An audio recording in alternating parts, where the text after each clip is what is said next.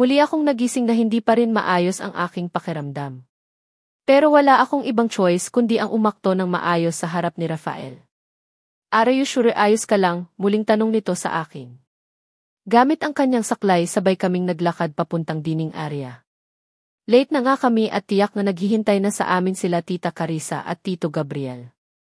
"Yes, don't worry, ayos lang ako," sagot ko sa kanya habang pilit na pinasigla ang boses ko. Tinitigan muna ako nito bago dahan-dahan na humakbang papasok ng dining. Katulad ng inaasahan, naghihintay na nga sa amin sila Tita Carissa at Tito Gabriel. Nag-uumpisa na nga silang kumain kaya naman kaagad kaming humingi ng paumanhin sa kanila bago kami naupo sa aming pwesto. "Are you okay, Iha? Bakit parang namumutla ka yata ngayon? Nahahalata na kita, kailangan mo muna sigurong kumain ng heavy meal sa umaga. Napapansin ko na parang tamilmil ka kung kumain itong mga nakaraang araw. Nangangayayat ka din, may nararamdaman ka bang kakaiba sa sarili mo?" Kaagad na tanong ni Tita Carissa. Hindi ko man lang napansin na kanina pa pala ito nakatitig sa akin. "Ayos lang po ako, tita. Medyo nawawalan po ako ng gana kumain itong mga nakaraang araw, pero wala naman akong nararamdaman na kakaiba sa sarili ko," pagkakaila ko habang pilit na nakangiti. Pero ang totoo, nag-uumpisa na naman umikot ang paningin ko. Nasusuka na naman ako lalo na nang maamoy ko ang sinangag na inilalagay ni Rafael sa pinggan ko. "I think tama si Mommy. Kailangan mo muna sigurong kumain ng mga heavy meal every morning. Saka ka na lang mag-cereals kapag bumalik na sa dati ang katawan mo. For now, ito muna ang sinangag ang kainin mo, ha?" Malambing naman na wika nito. Kumuha na din ito ng isang sunny side up egg at akmang ilalagay sa pinggan ko nang bigla akong nagtakip ng aking ilong. Bakit ba napakabaho ng buong paligid? Naduduwal ako kaya naman mabilis akong napatayo at nagmamadaling tumakbo papuntang kusina. Wala na akong pakialam pa. Diretso ako sa lababo at doon dumuwal ang dumuwal. Halos mapugto ang hininga ko, mailabas ko lang ang gustong ilabas ng sikmura ko pero bigo ako. Puro likido lang naman ang lumalabas sa bibig ko. Siguro dahil wala namang laman na kahit anong pagkain ang sikmura ko kaya ganoon. Tama si Tita Carissa. Ilang araw na akong tamilmil sa pagkain at hindi ko maintindihan ang sarili ko. Kahit na anong pilit kong itago sa kanilang lahat, talagang sinusumpong ako ng pagkahilo. "Are you okay? Ano ba ang nangyari sa iyo? I think kailangan mo nang magpatingin sa doktor." Baka kung ano na iyan, narinig ko pang wika ni Rafael sa akin. Sinundan pala ako nito dito sa kusina. Naramdaman ko din ang paghaplos nito sa likuran ko. "Hindi mo ba naamoy?" "Bakit ang baho ng paligid?" sagot ko at muling dumuwal ang dumuwal. Kaagad ko naman naramdaman ang pagyakap sa akin ni Rafael mula sa aking likuran. Ramdam ko ang namumuong tensyon sa pagkatao nito kaya naman pilit kong pinapakalma ang sarili ko. "Huwag kayong mag-alala. Tinawagan na ng daddy nyo ang family doctor." "Ano ba ang nangyari? Matagal mo na ba itong itinatago sa amin, Iha?" wika naman ni Tita Carissa. Binuksan ko mong ang faucet saka nagmumumog. Ramdam ko na din ang pawis sa aking noo bago ako lumingon. "Hindi ko din po alam, tita. Basta po hindi ko po gusto ang amoy ng mga pagkain na nasa teble," sagot ko habang nararamdaman ko ang pagpunas ni Rafael ng pawis sa noo ko. Wala na akong choice kundi ang umamin sa kanila. Hirap na din akong itago kung anuman ang nararamdaman ng katawan ko ngayon. Muli kong sinulyapan si Rafael at kita ko ang pag-aalala sa mukha nito habang nakatitig sa akin. "I think, kailangan ko muna siyang ibalik sa kwarto, Mom. Mukhang hindi na po maayos ang kalagayan niya," sagot naman ni Rafael sa ina. Nakaalalay ito ngayon sa akin habang nag-umpisa na akong humakbang. Parang gusto kong mahiga na muna para matakasan ang pagkahilo ko. "Sure, papadalhan ko na lang kayo ng pagkain sa kwarto niyo." "Teka lang, kaya mo na bang maglakad ng walang saklay, anak?" sagot naman ni tita at nagtatakang tinitigan ang anak. Kunot noon naman akong tumitig kay Rafael. Partikular sa kaliwang paa nito na maayos nang nakalapat sa sahig. "Magaling ka na," sambit ko habang titig na titig kay Rafael. Kaagad kong napansin ang pagngiti nito bago dahan na tumango. "I think yes. Kaya ko nang tumayo na walang saklay eh. Halika na, kumapit ka sa akin. Balik muna tayo ng kwarto habang hinihintay natin ang doktor." Sagot nito sa akin habang akay-akay. Ako. Wala na akong lakas pa para tumutol kaya naman nagpasyanod na ako. Gustuhin ko man na i-celebrate ang tuluyang pagaling ni Rafael, kaya lang wala na akong lakas para gawin iyon. Rafael, hindi ko na kaya ang umakyat ng hagdan. Nahi, hindi ko na natapos pa ang sasabihin ko. Bigla kasing nagdilim ang buo kong paligid kasabay ng pagtawag ni Rafael sa pangalan ko. Ramdam ko ang pag-aalala sa boses nito kasunod ng pagtawag niya kina Tita Carissa at Tito Gabriel para humingi ng tulong. Huli kong naramdaman ang pag-angat ko bago tuluyang nagdilim ang buong paligid. Muli akong nagising sa banayad na paghaplos sa noo ko ni Rafael. Hindi ko alam kung anong oras na pero nang sumulyap ako sa orasan na nasa bedside table napansin ko na halos 10:00 na ng umaga. Kung ganoon, napasarap ang tulog ko. Tell me. Kumusta ang pakiramdam mo? Ayos na ba? Nahihilo ka pa ba? Narinig kong sunod-sunod na tanong ni Rafael sa akin, kaya naman napatingin ako dito. Kita ko ang pag-aalala sa mga mata nito habang nakatitig sa akin. Anong nangyari? Tanong ko. Mariin akong tinitigan bago sumagot. Bakit hindi mo sinabi sa akin na masama pala ang pakiramdam mo? Nahimatay ka kanina at kung hindi kita nasalo baka nabago ka pa. Malumanay nitong sagot.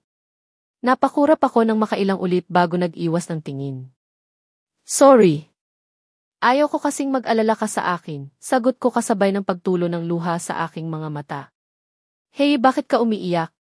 May masakit ba sa iyo? Gusto mo ipatawag ko ulit ang doktor, natataranta nitong wika. Pinahira nito ang luha ko na hindi ko na mapigilan ang pagtulo. Hindi ko alam kung bakit napaka-emotional ko. Hindi naman ako dating ganito. Feeling ko talaga may nabago sa sarili ko na hindi ko mawari kung ano iyon. Huwag ka nang umiyak. Baka mamaya makasama pa iyan sa inyong dalawa ni baby, wika nito. Natigilan naman ako. Hindi ko alam kung nagdedeliryo lang ba ako o ano paman. Pero parang umalingaw sa pandinig ko ang huling kataga na nabanggit nito sa akin. Hindi ko maiwasan na mapatitig kay Rafael. Baby? Hain ko na natuloy pa ang sasabihin ko ng kaagad itong ngumiti. Yes, baby. Hindi mo ba alam na unti nang nabubuo sa sinapupunan mo ang bunga ng pagmamahala natin, sagot nito. Kaagad na nanlaki ang mga mata ko sa pagkagulat. Kaagad naman akong niyakap ni Rafael, kasabay ng pagyugyog ng balikat nito. Palatandaan na umiiyak ito habang yakap ako. Biglang ragasa ang tuwa sa puso ko dahil sa narinig ko na magandang balita mula kay Rafael.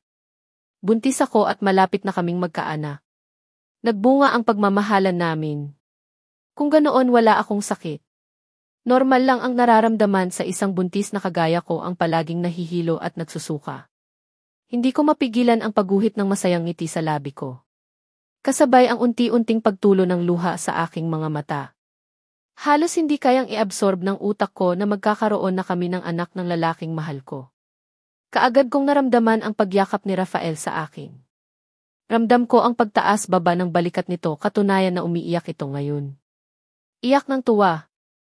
Iyak ng isang lalaking malapit ng maging ama. I am so happy, sunshine. Alam mo ba kung gaano ako kasaya noong sinabi ng doktor ang tungkol sa kalagayan mo? Magkakababy na tayo. Malapit na akong maging daddy, wika nito. Ramdam ko ang galak sa boses nito kaya naman hindi ko maiwasan na mapapikit. Hinaplos ko ang likuran nito habang nakayapos ito sa akin. Patuloy din sa pagtulo ang luha sa aking mga mata. Rafael, totoo ba? Alam mo bang masayang-masaya din ako ngayon? Totoo ba na magkakababy na tayo? Hindi ba ito isang panaginip lang? Tanong ko sa kanya. Ito ang kauna-unahang baby namin ni Rafael at kahit papaano, hindi ko din naman maiwasan na makaramdam ng kaba. Nineteen pa lang ako at hindi ko alam kung kaya ko na bang mag-alaga ng sarili naming baby. Natutuwa din ako dahil ilang buwan na lang ang bibilangin masisilayan ko na ang bunga ng pagmamahalan namin ni Rafael. Yes, sunshine. Hindi ito isang panaginip. Magkakababy na tayo. Sagot nito at kumala sa pagkakayakap sa akin. Nakangiti itong tinitigan ako sa mukha sabay haplos ng pisngi ko. Para naman akong namamagnet habang nakatitig sa gwapong mukha ni Rafael, kasabay ng paghaplos ko sa aking impis na tiyan. Magiging mga magulang na tayo. Malapit na tayong magkaanak, sagot ko at hindi ko maiwasan ang tuloy na pagpatak ng luha sa aking mga mata. Luha ng matinding kaligayahan. Parang nakikita ko na kung gaano kaganda ng anak namin. Ang gwapo kasi ni Rafael eh. Excited ka ba? Promise ako naman ang mag-aalaga sa iyo ngayon. Gagawin ko ang lahat para maging masaya kayong dalawa ng anak natin, nakangiti nitong sagot. Pinunasan pa nito ang luha na tumulo sa aking pisngi. Parang may kung anong mainit na bagay ang humaplos sa puso ko dahil sa sinabi at ipinapakita nito sa akin ngayon. Hindi nga ako nagkamali na si Rafael ang pinili kong mahalin. Nakikita ko na kung gaano ito ka, responsableng ama sa aming magiging anak at gagawin ko ang lahat para maging karapat-dapat sa kanya. Magiging huwaran akong asawa at magiging mabuting ina ng aming anak. Alam na ba ito nila tita at tito? Ano ang reaksyon nila? Tanong ko habang dahan-dahan na sumasandal sa headboard ng kama. Kaagad naman ako nitong inalalayan. Pilit kong pinapakalma ang sarili ko. Hanggat maari ayaw ko ng maluha. Nakakahiya kay Rafael. Baka mamaya kung ano ang isipin nito sa akin. Baka sabihin nito hindi ako masaya sa pagbubuntis ko. Of course, alam na nila. Kung gising ka lang sana kanina nasaksihan mo sana kung gaano sila kasaya. Matutupad na ang matagal nilang pangarap na magkaroon ng baby sa mansion na ito. Malalaki na kasi ang mga apo nila sa mga kapatid ko, natatawa nitong sagot. Hindi ko naman maiwasan na mapangiti. Teka lang, ano ang gusto mong kainin? Sinabi ng doktor na hindi ka daw pwedeng magpalipas ng gutom, muling wika nito. Saglit akong nag-isip pero wala talaga akong ganang kumain ngayon. Hindi ko alam eh. Lahat na nakahain sa mesa kanina hindi ko gusto, sagot nito. Nag-aalalang tinitigan ako ni Rafael bago sumagot. Hindi pwedeng ganyan ka palagi, Sunshine. Magkakasakit ka niyan eh.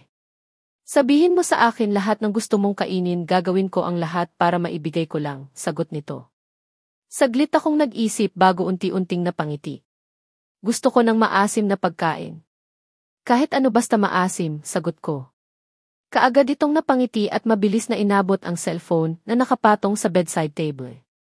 Nagtipa ito kaya naman hinayaan ko na lang. Hindi ko maiwasan na mapangiti habang hinahaplos ko ang tiyan ko.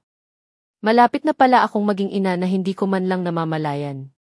Hindi man lang sumagi sa isip ko na posible nga pala akong mabuntis lalo na at halos hindi na kami naghihiwalay ni Rafael ng higaan.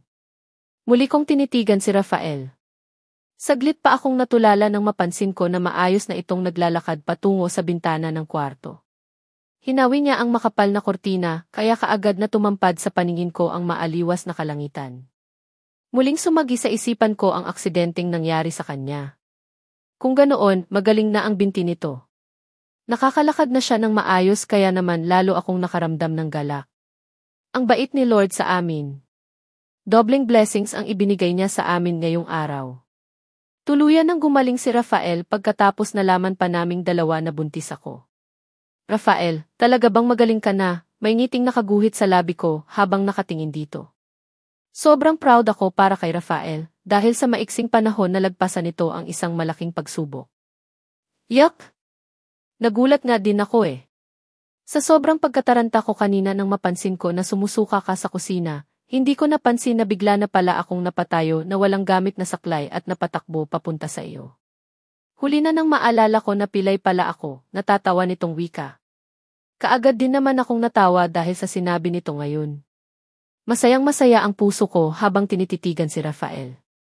Sa hitsura nito ngayon mukhang kontento na ito sa kanyang buhay. Sa mahigit na 1 taon na nakilala ko ito ang laki na talaga ng ipinagbago ng kanyang ugali. Pero kailangan mo pa rin magpa-check up sa doktor para makasigurado tayo. Isipin mo na malapit na tayong magkakaanak at dapat pareho tayong malakas para maalagaan natin ng maayos ang baby natin, nakangiti kong wika sa kanya. Muli itong naglakad palapit sa akin at seryoso akong tinitigan sa mga mata. Kaya nga kailangan mo din pilitin ang sarili mo na kumain. Simula kaninang umaga walang laman ang sikmura mo, sagot nito. Hindi ko naman maiwasan na makaramdam ng giti. Tama ito, paano nga pala maging healthy ang baby namin kung halos lahat ng pagkain dito sa mansion ayaw kong kainin. Akmang sasagot pa sana ako nang sabay namin narinig ang mahinang katok sa pintuan. Kaagad na naglakad patungong pintuan si Rafael at binuksan iyon. Tumampad sa paningin ko ang nakangiting mukha ni Tita Carissa na may nakasunod na isa sa mga kasambahay na may bitbit na isang tray ng pagkain.